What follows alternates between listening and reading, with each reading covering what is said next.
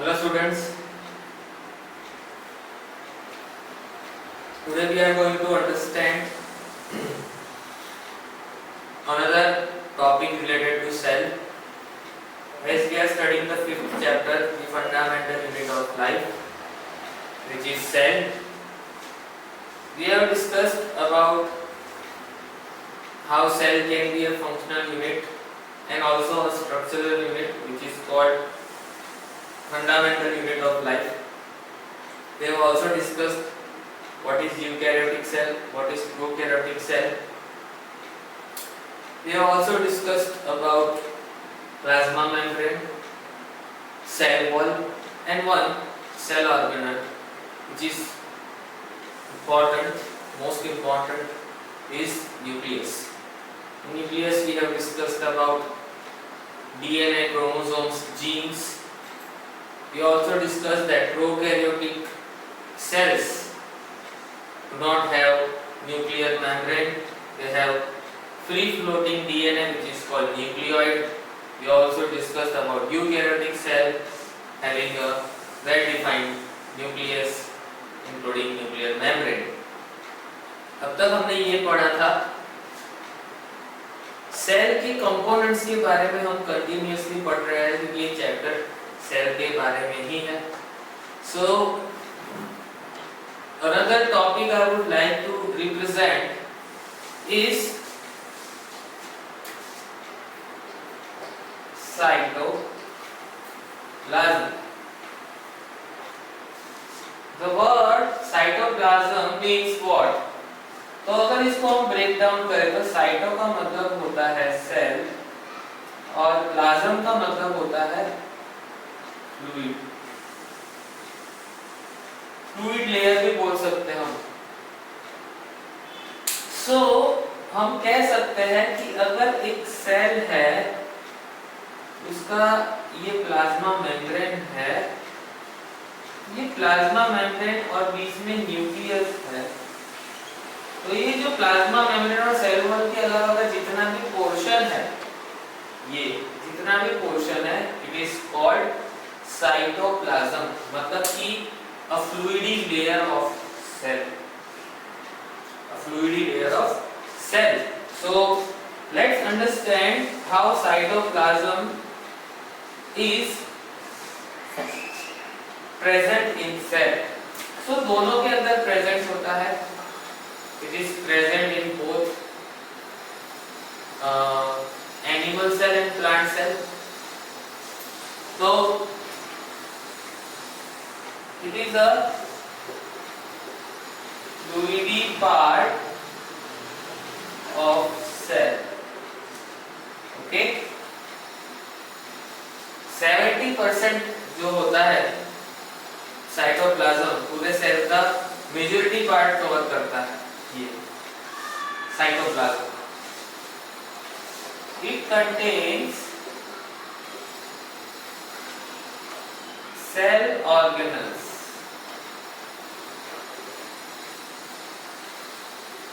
which have specific roles and functions.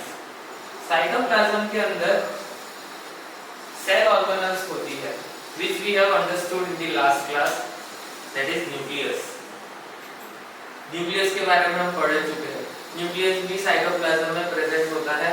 And nucleus जो present होता है साइटोप्लाज्म के, उसका तो बहुत ही ज़्यादा इम्पोर्टेंट रोल है.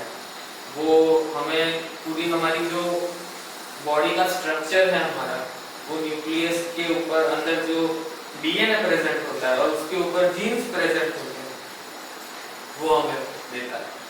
तो इसकी वजह से एक सेल ऑर्गेनल न्यूक्लियस का क्या रोल है? तो न्यूक्लियस का रोल ये है कि सेल डिवीजन की प्रोसेस करना. सेल डिवाइड जो होता है वो प्रोसेस में वो हेल्प करता है. मतलब कि सेल को बनाने की प्रोसेस में ही किसका रोल है? न्यूक्लियस का, जो साइटोप्लाज्म में सेंटर में प्रेजेंट होता है, which we have already discussed. Why we have discussed this before understanding cytoplasm? Because it is the most important organelle to understand. That is why. Nucleus उसके बारे में हमने डिस्कस कर लिया है, इसलिए उसके बारे में डिस्कस करने में हम टाइम वेस्ट नहीं करेंगे। लेट्स अंडरस्टैंड कि सेल ऑर्गेनेल्स जो होती है वो साइटोप्लाज्म में प्रेजेंट होती है, ठीक है। दूसरी एक बात मैं आपको बताना चाहूंगा कि यूकैरियोटिक या तो eukaryotes cytoplasm have membrane bound organelles, मतलब कि यूकैरियोटिक का जो साइटोप्लाज्म जो है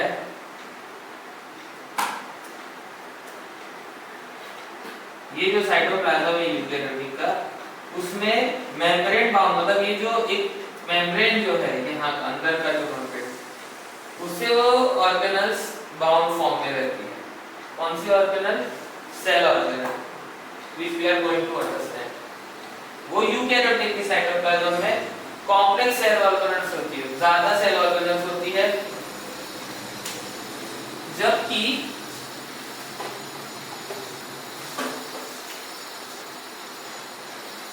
prokaryotes organelles, or we can say prokaryotes cytoplasm don't have complex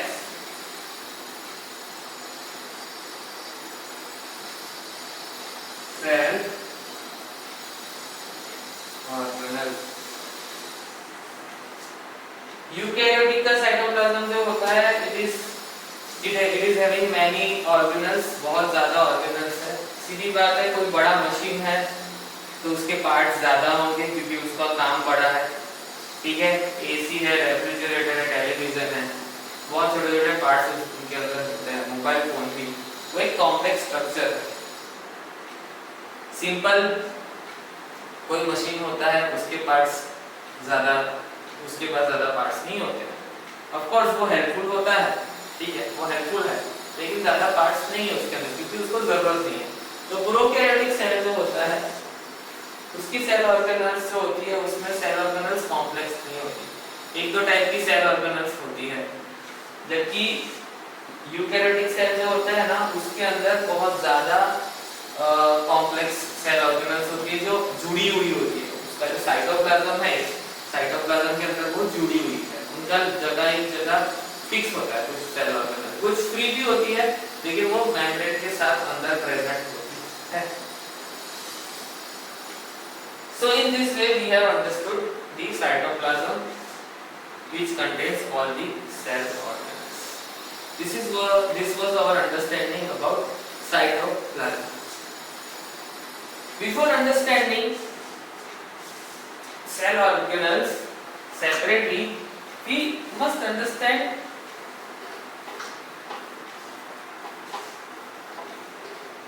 separate topic which is given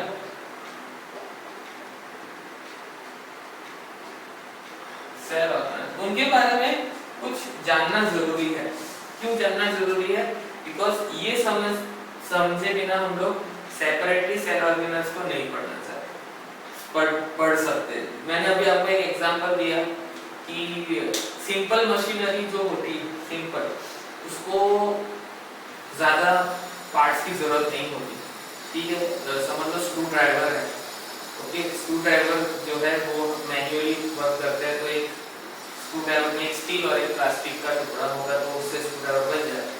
but same वही चीज अगर दूसरी बात में हैमर की बात करूँ तो हैमर का काम है हैमरिंग करने का, ठीक है, वो भी एक सिंपल एक लकड़ा चाहिए और आयरन का पार्ट चाहिए। उसके सामने ड्रिल मशीन आपने देखा ही होगा, ड्रिलिंग का काम करता है, उसको इलेक्ट्रिकल सपोर्ट चाहिए तो उसको एनर्जी भी ज्यादा देनी पड़ती है और ड्रिलिंग का काम करता है, उसके अलग अलग स्क्रू होते हैं, अंदर भी बहुत सारे अलग अलग पार्ट्स होते हैं।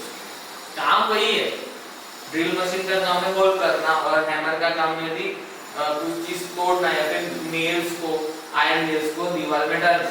तो ये दो चीज के बारे में मैंने बात किया। ये क्यों मैं आपको प्रैक्टिकल एग्जांपल दे रहा हूँ, because we must understand this by a practical example only. Cell organelles जो है उनका भी क्या एक फंक्शन है, उनका भी एक फंक्शन है जो हमारे बॉडी में प्रेजेंट होती है। जितने भी all complex cells including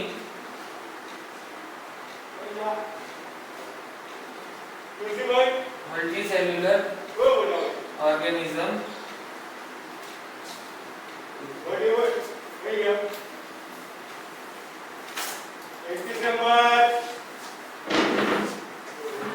all complex cells including multicellular organisms, all complex cell including multicellular organism, they require what? All complex cell including multicellular organisms performs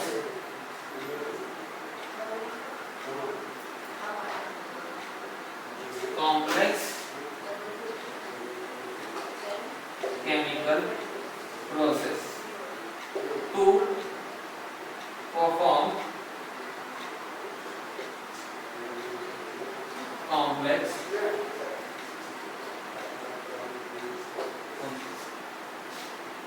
जितने भी कॉम्प्लेक्स सेल है मल्टीसेलुलर ऑर्गेनिज्म, ठीक है, even unicellular organism में भी complex cell होते हैं जैसे कि अमीबा, उनको भी किसकी जरूरत पड़ती है? कॉम्प्लेक्स केमिकल प्रोसेस की जरूरत पड़ती है। कॉम्प्लेक्स केमिकल प्रोसेस मतलब क्या? कॉम्प्लेक्स केमिकल प्रोसेस मतलब ऐसी प्रोसेस जिसके अंदर से आपकी सेल अलग अलग, आपका सेल जो होगा वो अलग अलग चीजें बनाएगा, और अलग अलग चीजें बनाने के लिए उसको अलग अलग किसकी जरूरत पड़ेगी? अलग अलग टाइप की प्रोसेस की जरूरत पड़ेगी, और वो प्रोसेस कैसी है? कॉम्प्लेक्स केमिकल प्रोसेस, ठीक है। और वो कॉम्प्लेक्स प्रोसेस कैसे परफॉर्म करती है? कॉम्प्लेक्स फंक्शंस परफॉर्म करती है, और ये कॉम्प्लेक्स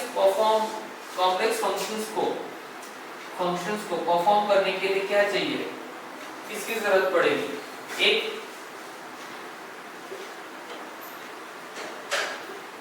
मेम्ब्रेन बाउंड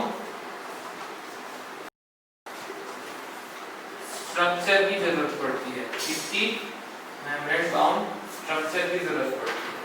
किसकी वजह से? कॉम्प्लेक्स फंक्शंस को परफॉर्म करने के लिए मेम्ब्रेन बाउंड स्ट्रक्चर की जरूरत पड़ती है, और ये मेम्ब्रेन बाउंड स्ट्रक्चर जो कॉम्प्लेक्स फंक्शंस परफॉर्म करते हैं, ये मेम्ब्रेन बाउंड स्ट्रक्चर को हम कहते हैं सेल ऑर्गेनेल्स। क्या कहते हैं? Cell organelles. यूकैरियोटिक सेल्स जो होते हैं, मतलब प्लांट सेल, एनिमल सेल, उनके पास बहुत सारी, उनकी बॉडी बड़ी है। हमारी बॉडी एक मल्टीसेलुलर ऑर्गेनिज्म है, बॉडी बड़ी है, उसकी वजह से बॉडी में अलग अलग फंक्शंस, डाइजेशन का काम है, रेस्पिरेशन का काम है, मूवमेंट का काम है, ठीक है, अलग अलग टाइप के काम जो है वो काम करने के लिए अलग अलग क्या चाहिए? सेल्स चाहिए। तो सेल्स को, सारे सेल्स को अच्छे से काम करने के लिए भी उनके और कुछ क्या चाहिए? कुछ पार्ट्स की जरूरत पड़ेगी जो उनके अंदर प्रेजेंट होने चाहिए, और वही पार्ट्स को हम सेल ऑर्गेनल्स कहते हैं। प्रोकैरियोटिक सेल सिंगल होता है, यूनिसेलुलर होता है, इसलिए उसको ज्यादा सेल ऑर्गेनल्स की जरूरत नहीं पड़ती, but it requires cell organelles, but not in a more complex manner. Membrane bound structure जो होते हैं उसको हम सेल ऑर्गेनल कहते हैं। They can only be seen under the electron microscope. You require an electron microscope. You require an electron microscope to observe the cell organ. Electron microscope की जरूरत पड़ती है, जो सबसे हाईएस्ट लेवल का माइक्रोस्कोप है। आप नॉर्मल माइक्रोस्कोप में नहीं देख पाओगे। साइटोप्लाज्म आप देख पाओगे जो लाइट होता है कंपैरेटिवली, न्यूक्लियस डार्क कलर का होता है, साइटोप्लाज्म लाइट कलर का होता है। You can observe this in a diagram in the book, जिसमें हमने अनियन सेल का जो डायग्राम दिया है बुक के अंदर, जिसमें आप देखोगे तो लाइट पिंक कलर का अपीयरेंस जो साइटोप्लाज्म है वहां पर ये सारी सेल ऑर्गेनल्स प्रेजेंट है, but these cell organelles cannot be seen by a compound microscope। सिर्फ हम न्यूक्लियस देख पाएंगे, बट हम लोग को अगर सेल ऑर्गेनल्स का डिस्कशन करना है, अगर देखना है, तो इलेक्ट्रॉन माइक्रोस्कोप की जरूरत। उसका मतलब ये है कि after the discovery of electron microscope we came to know about different cell organelles. तब तक हमें सेल के प्रॉपर फंक्शंस नहीं पता थे, बट 1940 के बाद इलेक्ट्रॉन माइक्रोस्कोप ढूंढा गया, 1940 में मतलब, तब जाके हमने ऑब्जर्व किया काफी सारे फंक्शंस इसके सेल्स के। So this was about cell organelles which can be observed under the electron microscope.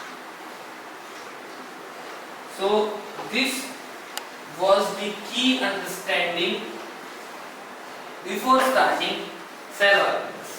A question could be asked that enlist the cell organelles present in eukaryotic cell or plant cell, animal cell। तो cell organelles के कुछ नाम है जो हम ये chapter में पढ़ने वाले हैं, उसका हम लोग डिस्कशन करेंगे। तो सबसे पहले हम पढ़ने वाले हैं endoplasmic reticulum, which is also called ER, endoplasmic reticulum। Then we are going to study Golgi apparatus। Golgi apparatus के बारे में हम पढ़ेंगे, okay। Then after that we will discuss mitochondria, and after that mitochondria के बाद हम लोग पढ़ेंगे लाइसोसोम्स। लाइसोसोम्स के बाद हम पढ़ेंगे plastids,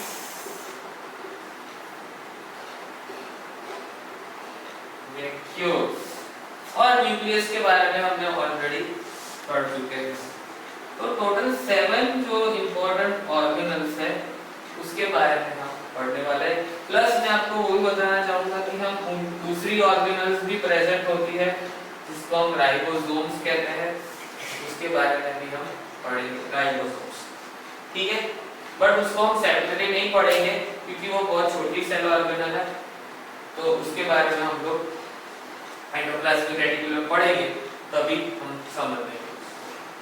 So these are the 8 organelles which must be remembered by all of you. If someone asks you that which type of or name the cell organelles present in eukaryotic plant cell or animal cell, you have to answer this 8 cell organelles। So I hope आपको ये चीज समझ में आई होगी। Now we are going to do separate study of each and every cell। So we are going to start with endoplasmic reticulum। What is endoplasmic reticulum and what its role in cell? Okay, so stay focused in this topic, endoplasmic reticulum।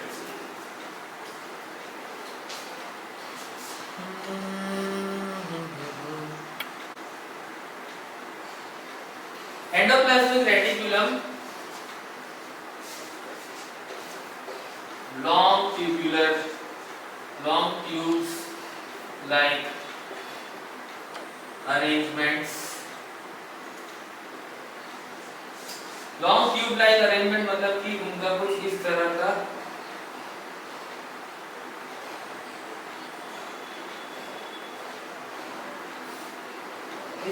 की arrangement होती है उनकी।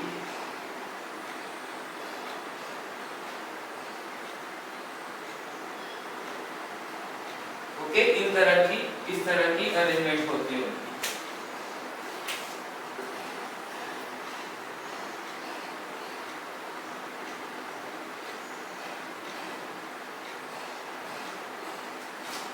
इस तरह से वो arrange होते हैं, ठीक है। अब ये लॉन्ग ट्यूब लाइक अरेंजमेंट जो होती है एंडोप्लाज्मिक रेटिकुलम, ये जो एंडोप्लाज्मिक रेटिकुलम होते हैं वो दो टाइप के होते हैं, one which haves ribosomes on the surface. जब इनको इलेक्ट्रॉन माइक्रोस्कोप में देखेंगे तो एक एंडोप्लाज्मिक रेटिकुलम ऐसा टाइप दिखेगा जिसके ऊपर राइबोसोम्स, छोटे छोटे राइबोसोम्स इस तरह के प्रेजेंट होते हैं, ठीक है,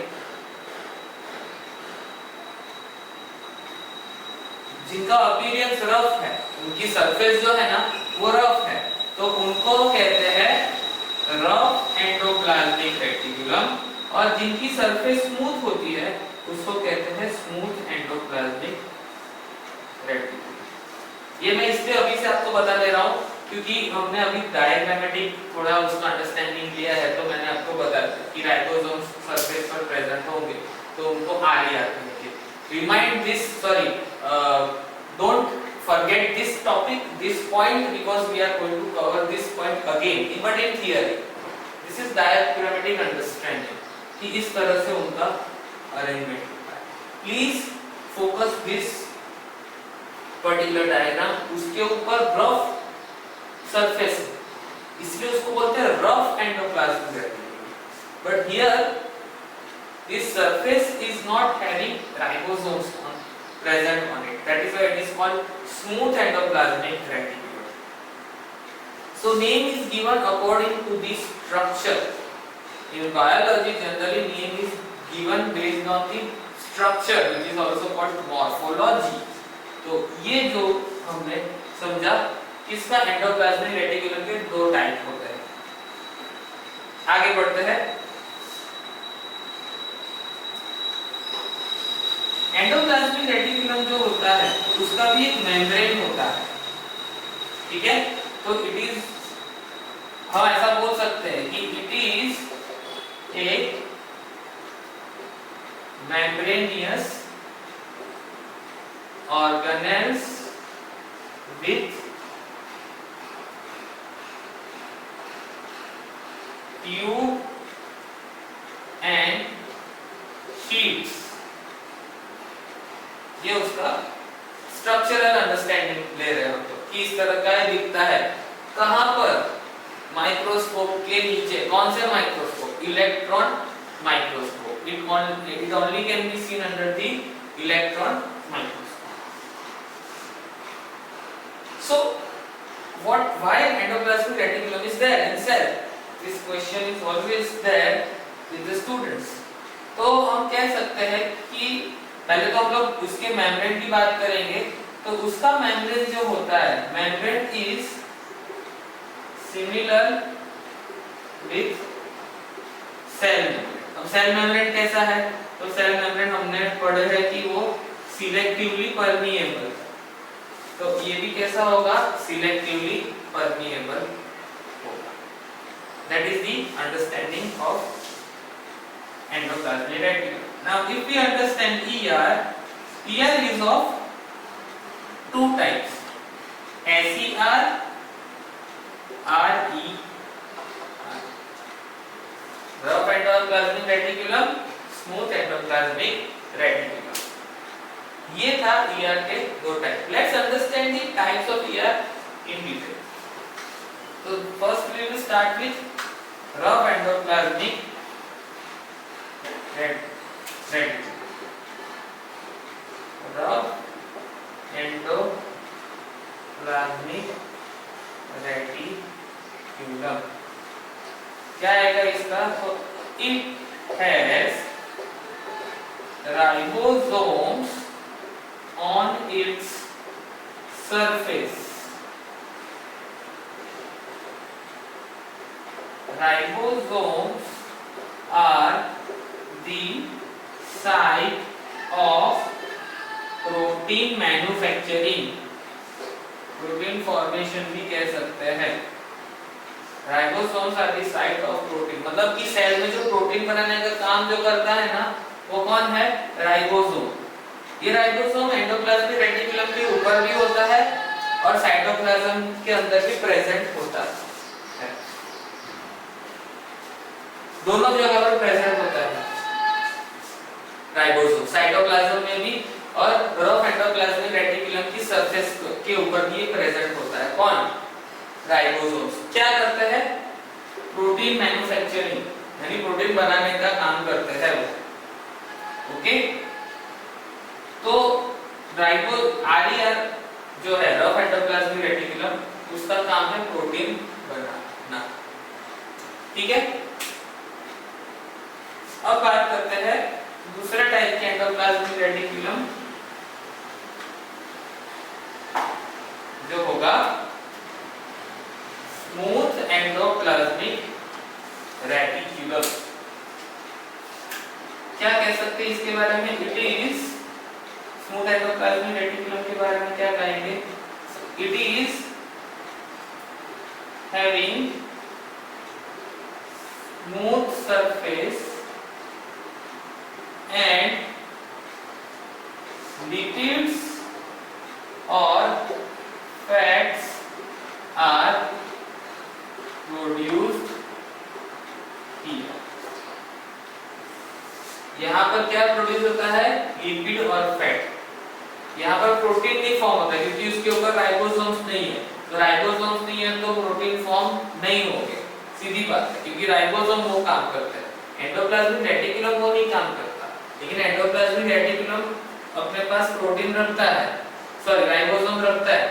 वो क्यों रखता है मैं आपको समझाता हूँ, लेकिन ऐसा राइबोसोम जो प्रोटीन सिंथेसिस करेगा वो जरूरी नहीं है कि सिर्फ एंडोप्लाज्मिक रेटिकुलम में प्रेजेंट होगा। सेल के अंदर साइटोप्लाज्म में भी यहाँ वहाँ वो प्रेजेंट होते हैं, बट अगर वो एंडोप्लाज्मिक रेटिकुलम के ऊपर होंगे तो उनको कहेंगे रफ एंडोप्लाज्मिक रेटिकुलम और वो बनाएंगे प्रोटीन। अगर वो नहीं होंगे तो वैसे एंडोप्लाज्मिक रेटिकुलम को कहेंगे smooth endoplasmic reticulum and they will produce, it will produce lipids and fats. So this was the most important part of endoplasmic reticulum. तो हम लोग एंडोप्लाज्मिक रेटिकुलम क्या प्रोड्यूस करता है? तो वो प्रोटीन और लिपिड्स प्रोड्यूस करता है। तो बात करते हैं कि वो प्रोटीन और लिपिड जो प्रोड्यूस करते हैं एंडोप्लाज्मिक क्या करता है? It produces proteins and fats slash lipids which are used in formation of cell membrane। आपको याद होगा मैंने सेल मेम्ब्रेन का स्ट्रक्चर जब पढ़ाया था, at that time I told you that cell membrane is made up of protein and lipids, और वो कौन प्रोड्यूस कर रहा है? Endoplasmic reticulum. Now you can understand कि सेल का खुद का स्ट्रक्चर बनाने में भी सेल ऑर्गेनेल का बहुत बड़ा रोल होता है। तो ये जो प्रोसेस जो होती है, दिस प्रोसेस जिसमें प्रोटीन और लिपिड यूज होते हैं सेल मेम्ब्रेन बनाने में, this process is called membrane biogenesis. याद रखना ये process, this process is called membrane biogenesis, which is a process which is used where to form cell membrane. I hope you have understood this process, very important for the exam purpose as well. Membrane biogenesis क्या होता है? 1 mark में पूछ सकते हैं, फिर in rank में पूछ सकते हैं। Please understand this. If you have not, please watch it again. So this was the another point of endoplasmic reticulum. So अब तक हमने क्या समझा? एंडोप्लाज्मिक रेटिकुलम का स्ट्रक्चर और थोड़ा बहुत फंक्शन भी, बट स्ट्रक्चर ज्यादा हमने समझा। तो अब हम बात करेंगे उसके फंक्शंस, वो क्या करता है। तो हम कह सकते हैं जो ये बनाता है वो ट्रांसपोर्ट करेगा। ये क्या बनाता है? Lipid and proteins. It transports proteins and lipids in cytoplasm and in nucleus, वो न्यूक्लियस में भी देगा और साइटोप्लाज्म में भी लिपिड प्रोटीन को प्रोवाइड करेगा जहां पर उसकी जरूरत होगी। अब बोलोगे सर न्यूक्लियस में वो कैसे जाएगा? तो न्यूक्लियस के अंदर क्या होता है, न्यूक्लियर मेम्ब्रेन जो डबल लेयर होता है उसमें होता है न्यूक्लियर पोर्स, तो छोटी भी जगह है वहां से ये लिपिड्स और प्रोटीन्स चले जाएंगे। So this was our next point about endoplasmic reticulum, ये इसका एक फंक्शन है। अच्छा, हमारा जो हायर मल्टीसेलुलर ऑर्गेनिजम्स जो होते हैं उनके अंदर एक ऑर्गन होता है जिसको हम कहते हैं लीवर, ठीक है, liver which is the largest gland of human digestive system और ह्यूमन बॉडी, लार्जेस्ट ग्लैंड है। उसके अंदर क्या होता है, तो वो काम करता है डिटॉक्सिफिकेशन का, जो हमारे बॉडी में टॉक्सिक चीजें जाती है ना उसको रिमूव करने का, पॉइजन है, टॉक्सिक चीजें है, उसको खत्म करने का काम करते हैं। तो क्यों काम करते हैं पता है? क्योंकि लीवर में सबसे ज्यादा प्रेजेंट होता है स्मूथ एंडोप्लाज्मिक रेटिक्यूलम। ऐसी are present in liver detoxify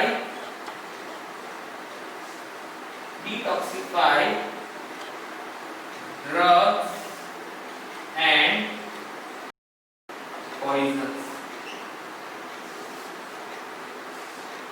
ठीक है, ये इसका एक फंक्शन है, किसका? Smooth endoplasmic reticulum. दूसरी बात मैं आपको बताऊंगा कि लिपिड्स एंड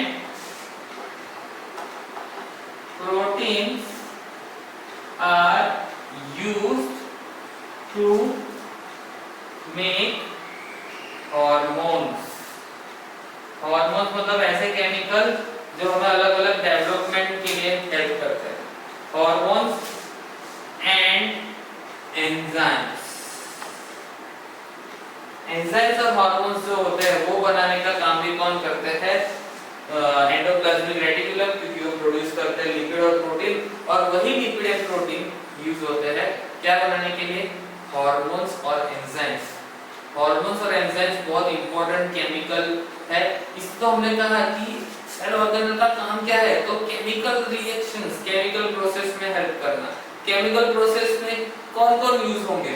केमिकल प्रोसेस में यूज होंगे एंजाइम्स, हार्मोन्स, लिपिड्स, प्रोटीन्स, इन सब का यूज होगा।